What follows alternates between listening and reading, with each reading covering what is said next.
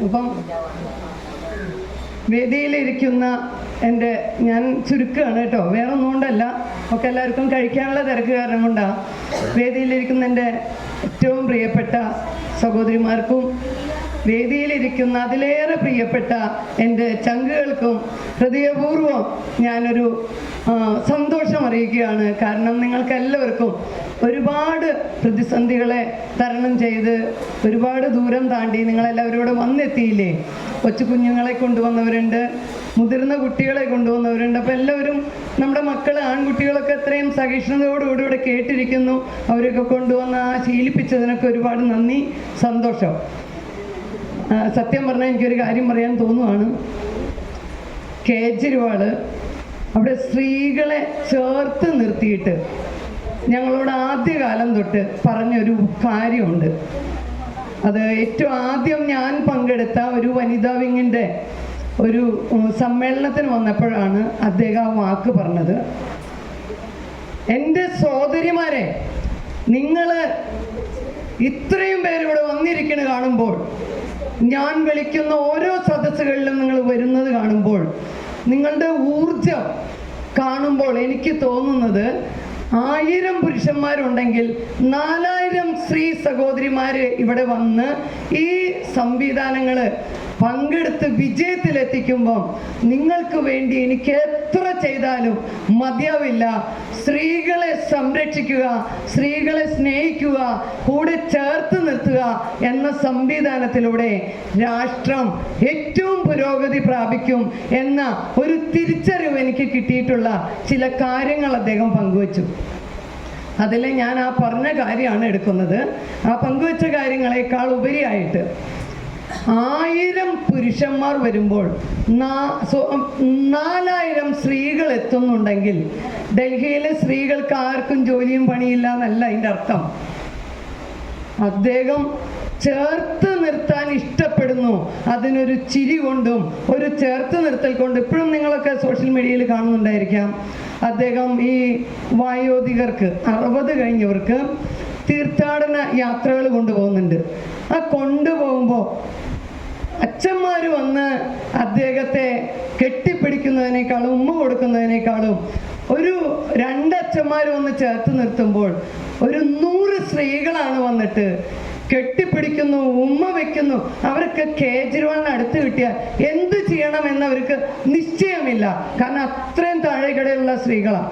അവരുടെ കൂട്ടത്തിൽ ചെന്നാണ് അദ്ദേഹത്തിന് അവർക്ക് വിട്ടുകൊടുക്കുകയാണ്. ഒരു മുഖ്യമന്ത്രിയാണ്.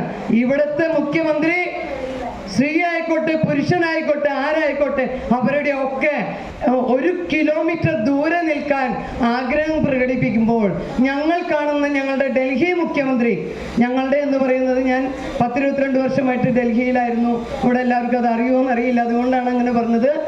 ഡൽഹി മുഖ്യമന്ത്രി അത് പറയുമ്പോൾ അദ്ദേഹത്തെ ആ വായോധികർക്ക്, ആ വൃദ്ധജനങ്ങൾക്ക് അദ്ദേഹത്തെ വിട്ടുകൊടുക്കുകയാണ്. അവർക്ക് ഉമ്മ വയ്ക്കാനും കെട്ടിപ്പിടിക്കാനും സ്നേഹിക്കാനും നന്ദി അറിയിക്കാനും എല്ലാത്തിനും.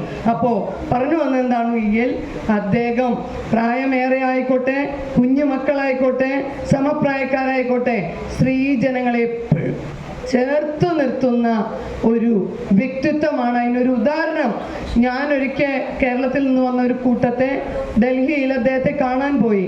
അപ്പം അദ്ദേഹം ഇരിക്കുന്ന ക്യാബിൻ്റെ മുന്നിൽ ഗ്ലാസ് ഡോറാണ്. ഗ്ലാസ് ഡോറിൻ്റെ നേരെ മുന്നിലിരിക്കുന്ന സെറ്റിയിലിരിക്കുന്നത് ഞാനാണ്. അദ്ദേഹം ഞങ്ങളവിടെ വന്നിരിക്കുന്ന കണ്ടു. അപ്പം ഇങ്ങനെ നോക്കി. അത് കഴിഞ്ഞ് ഒരു 10 മിനിറ്റ് കഴിഞ്ഞു, 15 മിനിറ്റ് കഴിഞ്ഞു. അപ്പോൾ ആ മുന്നിലിരിക്കുന്ന വ്യക്തിത്വങ്ങൾ ടീമായിട്ട് ഓരോരുത്തർ കഴിഞ്ഞ് അവസാന ഘട്ടമായപ്പോൾ അദ്ദേഹം ചിരിച്ചുകൊണ്ട് കൈ ഉയർത്തി എനിക്ക് നേരെ വീശി. അപ്പോൾ 1 മിനിറ്റ് ഇപ്പം വിളിക്കാട്ടോ ഒന്ന്. അപ്പോൾ എൻ്റെ തൊട്ടിരുന്ന കേരളത്തിൽ നിന്ന് വന്നവരൊക്കെ ചോദിച്ചു, ഓ റാണീനെ ഇത്ര അടുത്തറിയോ അദ്ദേഹത്തിന് എന്ന്.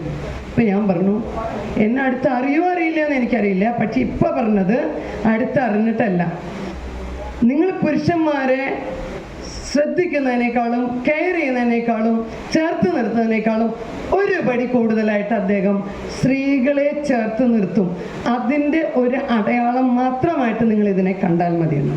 അതായത് അദ്ദേഹത്തിന് ആ കൈ ഉയർത്തി കാണിക്കാൻ, സ്ത്രീകൾ വന്ന് ഇത്രയും നേരം വെയിറ്റ് ചെയ്യിപ്പിക്കാൻ ഞാൻ പാടില്ല എന്ന് അദ്ദേഹത്തിൻ്റെ ഉള്ളിൽ തോന്നിയ ആ തോന്നലാണ് അദ്ദേഹം അവിടെ ആ കൈ ഉയർത്തി ഒരൊറ്റ മിനിറ്റ് എന്ന് ആക്ഷനിലൂടെ എന്നോട് ചിരിച്ചുകൊണ്ട് പറഞ്ഞത്. അപ്പോൾ അങ്ങനെയുള്ള ഒരു മുഖ്യമന്ത്രി അവിടെ ഉണ്ടായതുകൊണ്ടായിരിക്കണം നേരത്തെ പറഞ്ഞ 1000 പുരുഷന്മാർ വരുമ്പോൾ 4000 സ്ത്രീകൾ വരുന്ന അതിനൊരു ഉദാഹരണമുണ്ട്. ഒരു ബസ്സിൽ കയറിയാൽ 4 ക്യാമറയുണ്ട്, ഫ്രണ്ടിൽ നിന്ന് ബാക്കിൽ നിന്ന്.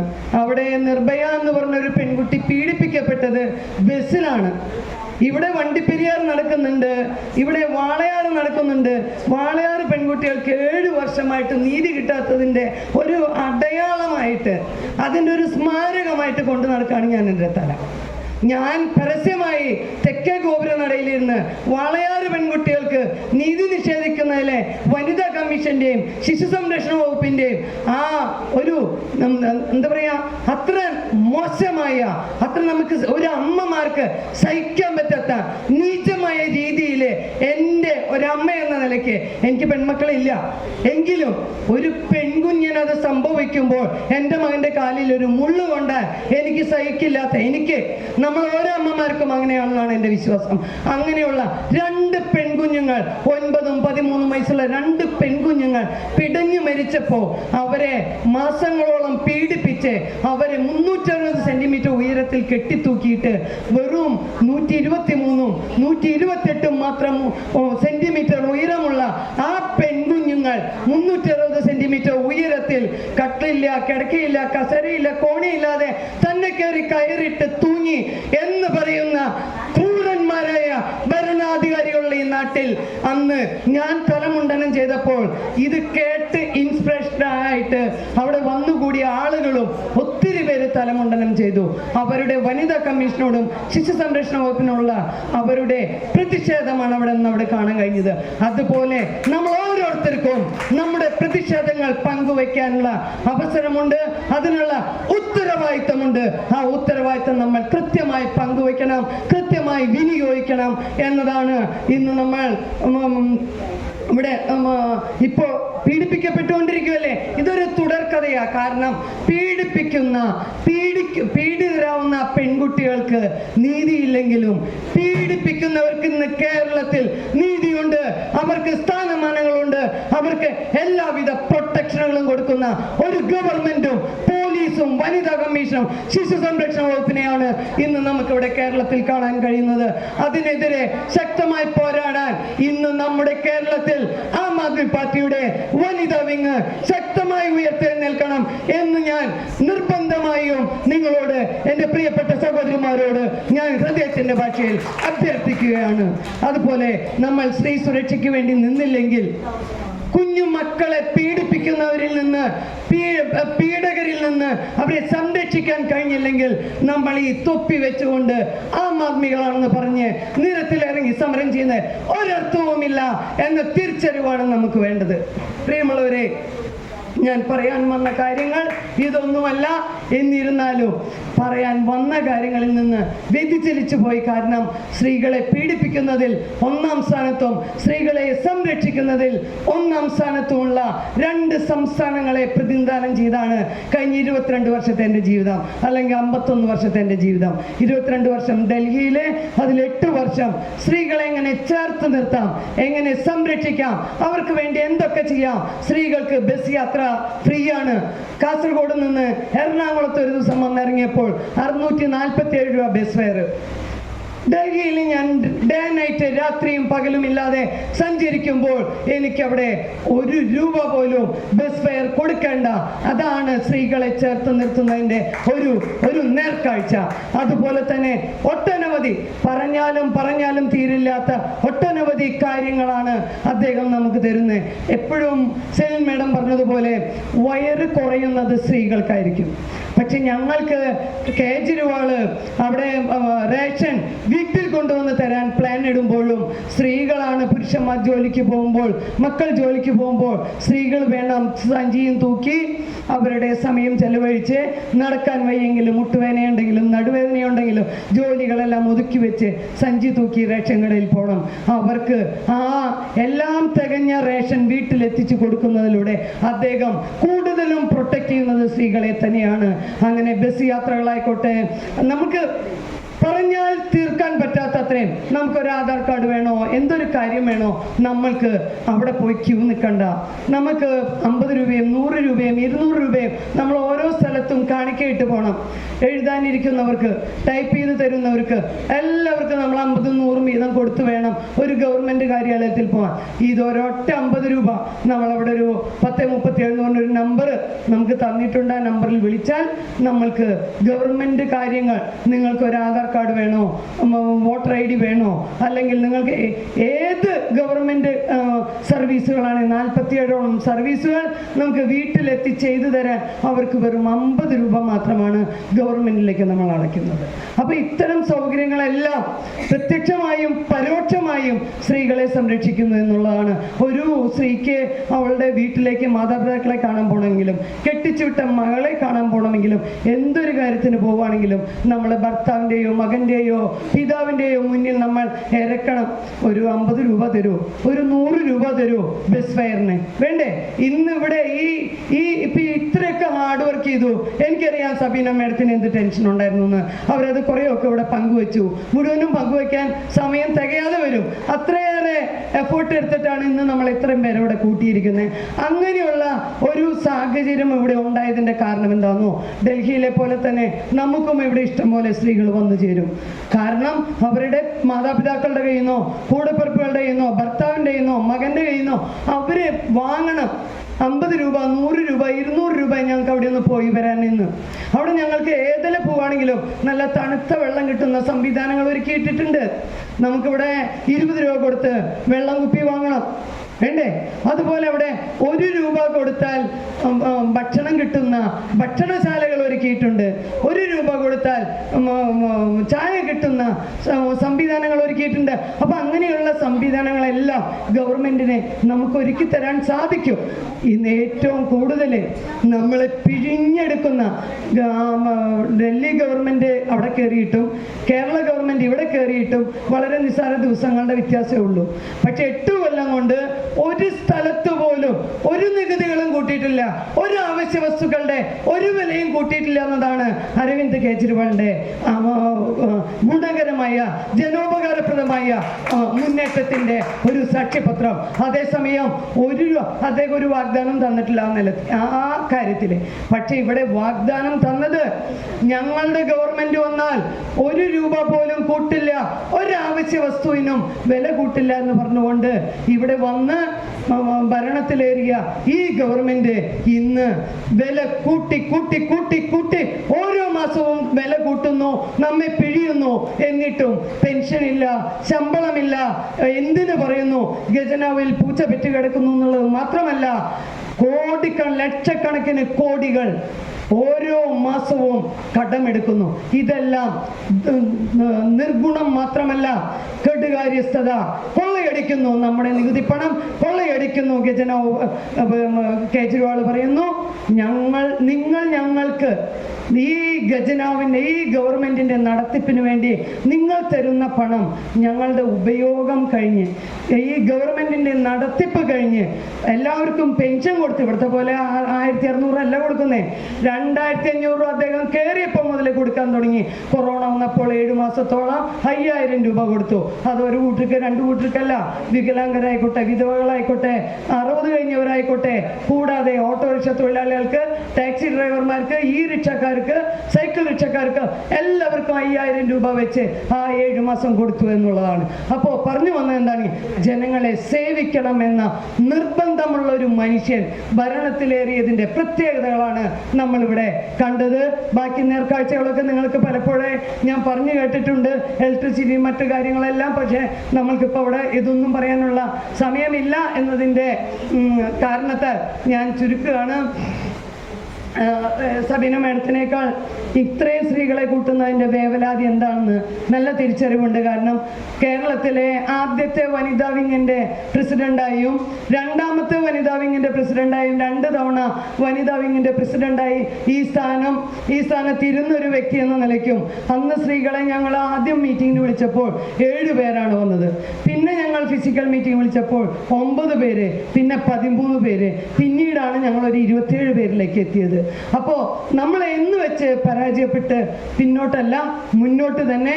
നമ്മൾ 5 പേരാണെങ്കിലും നമ്മളതിനെ മുന്നോട്ട് കൊണ്ടുപോകാൻ നമ്മളുടെ ഭഗീരഥ പ്രയത്നം, നമ്മുടെ നിർബന്ധ ബുദ്ധി, നമ്മുടെ ആർജവം നമ്മളതിവിടെ ചേർത്ത് വയ്ക്കുമ്പോൾ തീർച്ചയായിട്ടും ഇന്നിവിടെ ഇരിക്കുന്നത് ഒരു 10-30 പേരാണെങ്കിൽ ഇത് 3000-ലേക്കും 30,000-ലേക്കും മാറ്റാൻ സബീന മേഡത്തിന് സാധിക്കട്ടെ എന്ന് ഹൃദയപൂർവ്വം വനിതാ വിങ്ങിൻ്റെ എല്ലാവരുടെയും മുന്നിൽ വെച്ച് ആശംസിക്കുന്നു.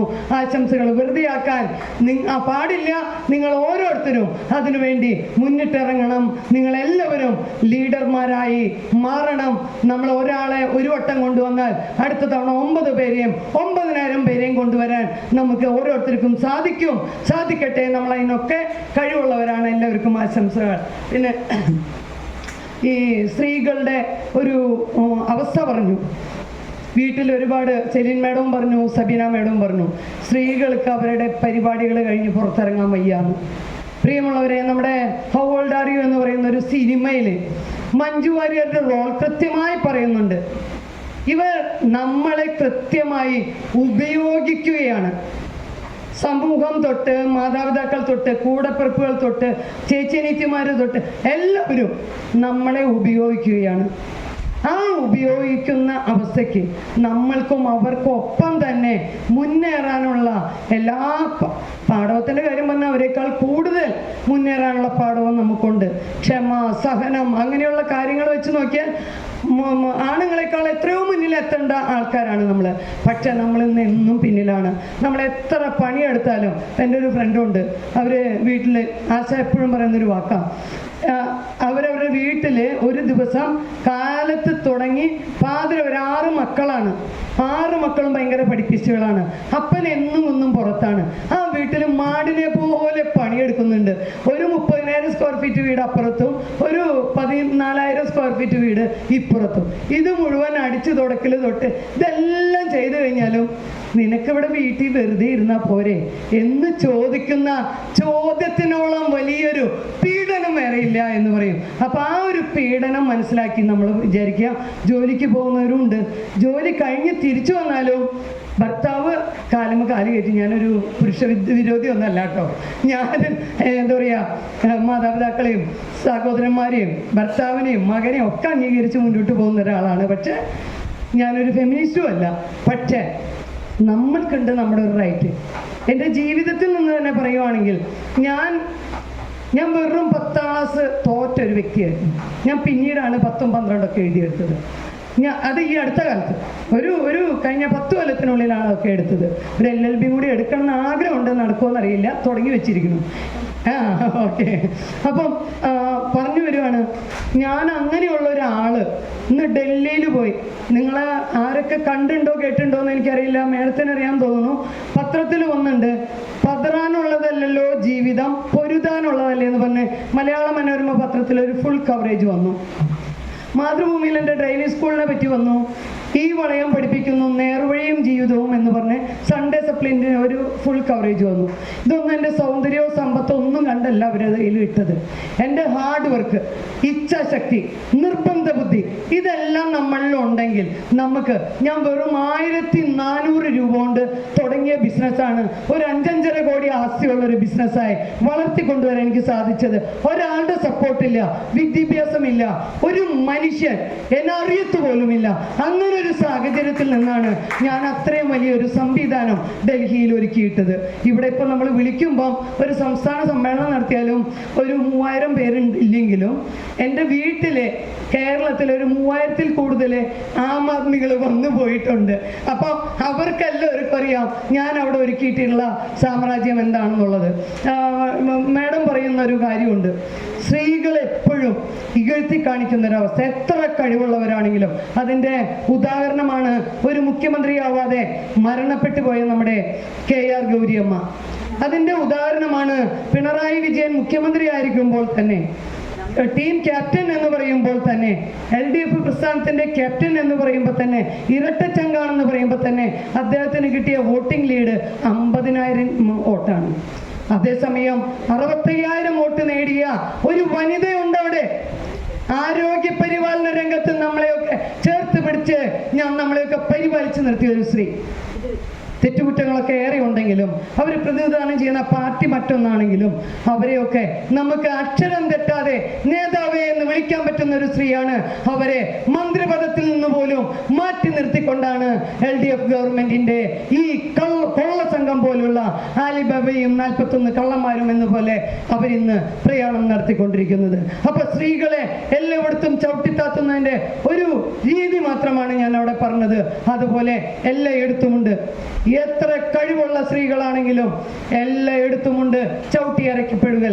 നമ്മൾക്കും ചിലപ്പം നേരിടേണ്ടി വന്നേക്കാം. ഇവിടെ ഇരിക്കുന്ന നിങ്ങൾ, വേദിയിലും സദസ്സിലിരിക്കുന്ന ഓരോരുത്തർക്കും അത് വന്നേക്കാം. പക്ഷേ പുറകോട്ട് പോകരുത്. ഒരാൾക്കും നമ്മെ തള്ളി പുറത്താക്കാൻ സാധിക്കില്ല എന്നുള്ള ദൃഢനിശ്ചയം നമുക്ക് വേണം. അതാണ് ഒരു സ്ത്രീക്ക് ഏറ്റവും ആദ്യം വേണ്ടത്. ആരെങ്ങനെയൊക്കെ ചവിട്ടി പുറത്താക്കാൻ നോക്കിയാലോ സാധിക്കില്ല.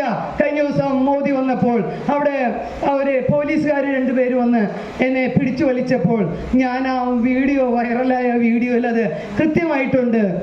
മാഡം, നിങ്ങളെ കൊണ്ട് കൂട്ടിയ കൂടില്ല മാഡം എന്ന് വ്യക്തമായി പറഞ്ഞ് അവരെന്നെ ഒരടി അങ്ങോട്ട് വലിക്കുമ്പോൾ 2 അടി അവരെ ഇങ്ങോട്ട് വലിച്ചു കൊണ്ടുവരുന്ന ആ വീര്യമാണ് നമുക്ക് വേണ്ടത്. ആ വീര്യം മാത്രമാണ് എനിക്കിന്ന് കൈമുതലായുള്ളത്. അത് ഡൽഹിയിൽ ഞാൻ ഡൽഹിക്ക് പോകുമ്പോൾ ഞാനൊരു ബ്യൂട്ടീഷ്യനാണ്.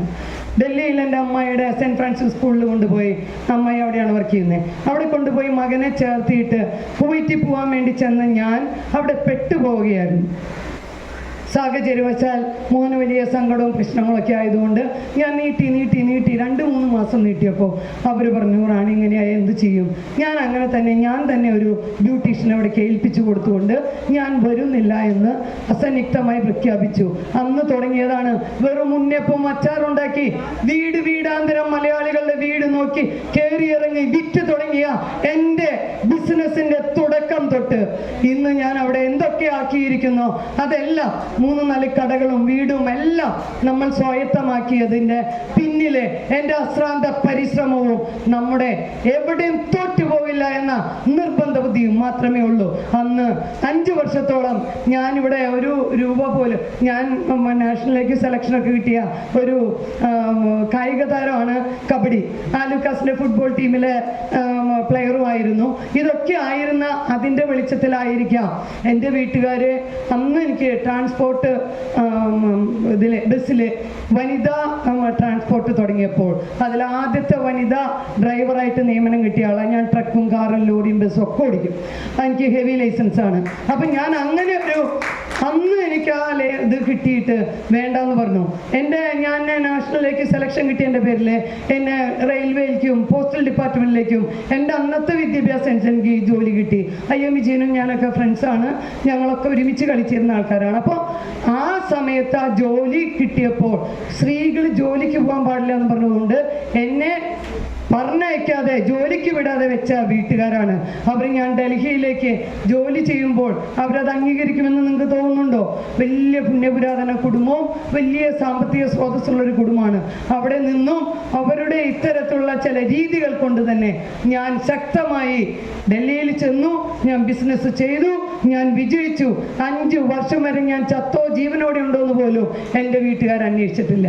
അത്രയേറെ വീട്ടിൽ നിന്ന് സ്ത്രീകൾ പുറത്തിറങ്ങി ജോലി ചെയ്യുന്നതിനോട് ശക്തമായി വിയോജിപ്പുള്ള ഒരു കൂട്ടം ആളുകളാണ് എൻ്റെ കുടുംബത്തിൽ, എൻ്റെ വീട്ടിലെ, എൻ്റെ ബന്ധുമിത്രാദികളിലെ എന്നുള്ളതും കൂടി തുറന്നു പറയുമ്പോൾ തന്നെ ഞാൻ നേരത്തെ സെലിൻ മാഡം പറഞ്ഞ കാര്യവുമായി കണക്ട് ചെയ്യിപ്പിക്കുകയാണ്.